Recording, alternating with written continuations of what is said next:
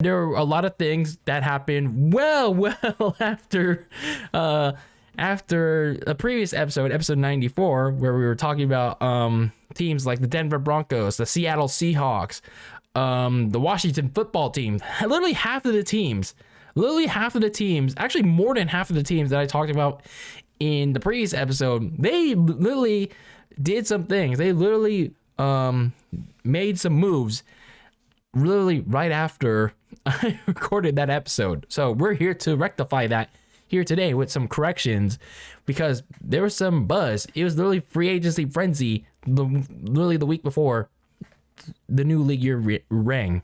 So anyway, let's do a little bit of rapid roundup before we get into the main subject for today. Starting with Deshaun Watson. You know, nearly a year ago, he was facing charges, lawsuits for more than, I think it was a large number of sexual allegations. Well, this past Friday, I'm trying to be careful with my words here, because it's a very touchy matter, and you know, I don't want to say something the wrong words. So it was ruled Friday by a grand jury that Deshaun Watson is not going to face criminal charges for sexual allegations, for those sexual allegations. But obviously, there's still some action that could possibly take place. But it all remains to be seen. But I think that was the thing that teams were looking for, whether he's going to face criminal charges. But that was not the case, and now teams are rapidly piling in, putting in their trade interests in Watson again, like the Saints, the Panthers, the Steelers, those teams that need a quarterback. And you know, Deshaun Watson's trade market is really heating up, and you know, I think sooner or later that Watson is gonna find a new home. You know, just as long as these legal matters resolve in whatever shape or form that his legal team can do. I mean, not saying that I approve of Watson in whatever behavior he was in, but just saying you have to, until he's proven guilty of what he did, then what more can we say? Anyway, moving on to the next couple of news items that we had during the week of craziness. And the last time we were on the air, Aaron Rodgers is staying with the Green Bay Packers. He's finally made a decision. This past week. He's staying with the Packers. However, he hasn't really decided yet on a contract, but eventually he will. So Aaron Rodgers is going to stay with the Packers, and right now he's working with on a contract to free up some cap space, so they can get a long-term deal done with Devontae Adams, who was franchise tagged by Green Bay, and they could sign some other key in-house free agents. So Rodgers staying with the Packers. That was one domino to fall early this past week, and that domino led to more dominoes because, well, the domino that overshadowed the first domino was Russell Wilson. Yes, Russell Wilson got traded to the Denver Broncos. Oh boy. What a spicy meatball that was.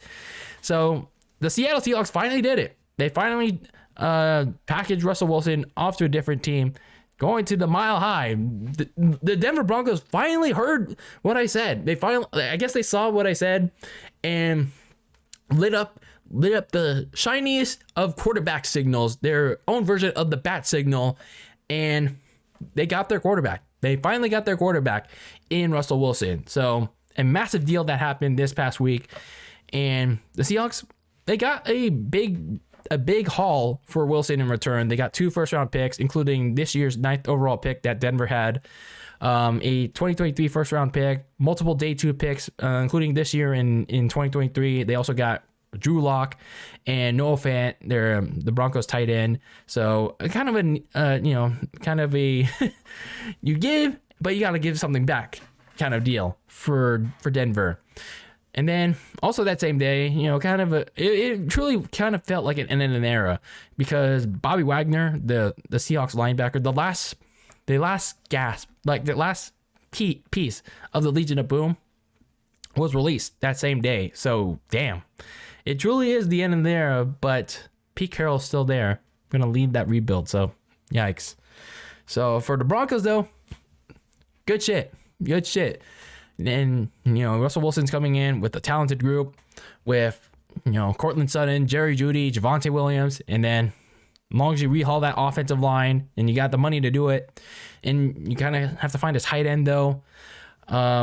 This Broncos team, this is going to be a wild ride, especially in that AFC West. And then there's some other things that happen. Carson Wentz getting shipped out of Indianapolis just after one season, going to become Commander Carson. Yes, he's going to be a commander in Washington. Carson Wentz getting traded to Washington for multiple day 2 picks. And, kind of an indictment on how Carson Wentz is viewed nowadays by certain NFL teams like the Philadelphia Eagles and the Indianapolis Colts. He's kind of becoming the Russell Westbrook of the NFL now, especially considering, he's being shipped off this much in the early, in what, 2 years?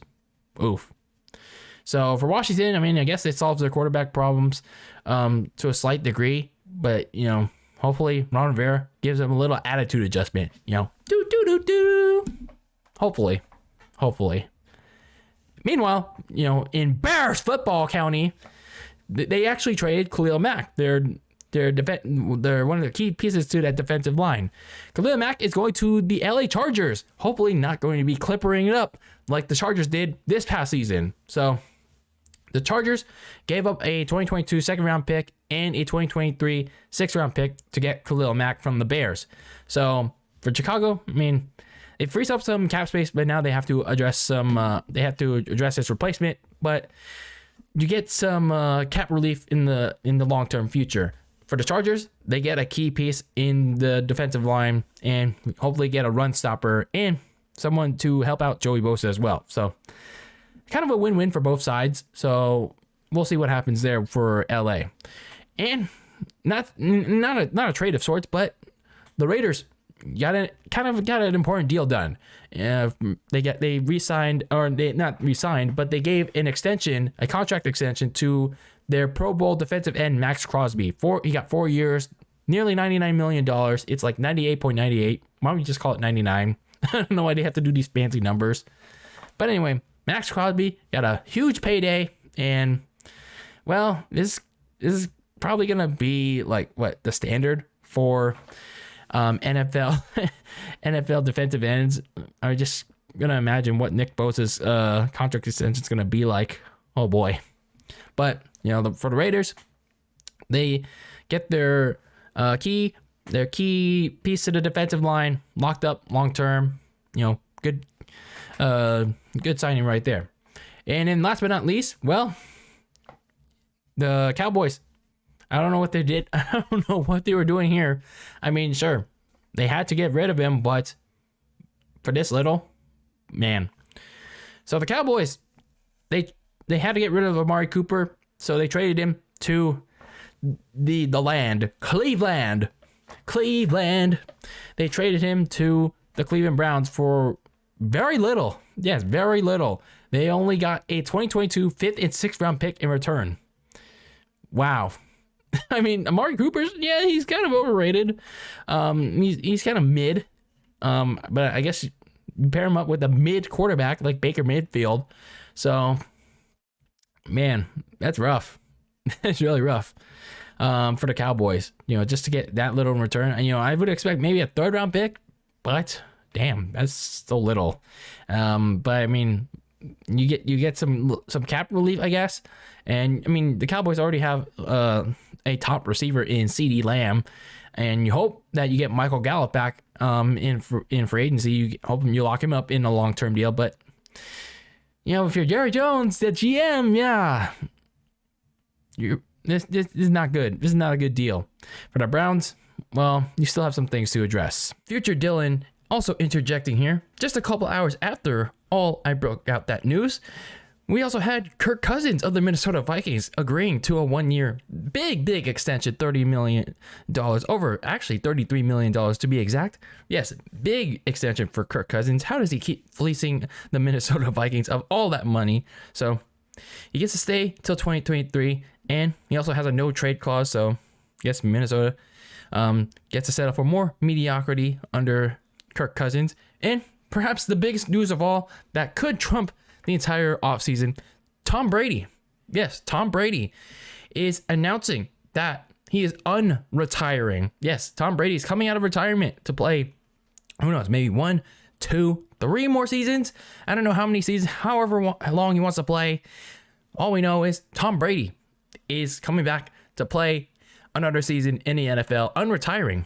It only took him 2 months, or actually a month, to finally decide that he wants to come back and play another season in the NFL. So it's going to be his 23rd season for Tom Brady.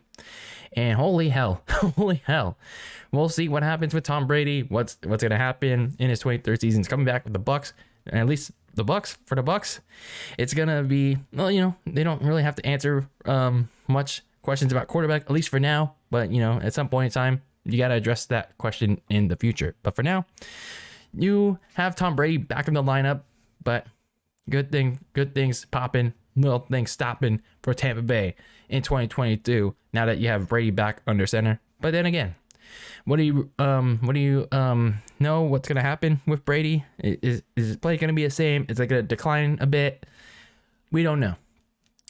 All we know though is that Tom Brady and the Bucs are back together, and that should feel good for Tampa Bay. Anyway, back to past Dylan and this current episode of Very Cold Lasagna. That was your news roundup. That was your free Disney craziness. Now, obviously, there are probably some big moves that happened by the time after I record this episode. But if there are any crazy things that happen, I will address it at some point, be it on the YouTube channel, Very Cold Lasagna, or in the next episode of this podcast. But anyway, what were the big moves that stood out to you? What were the the crazy things? Did these affect your team, or did it affect you as a fan? Let me know.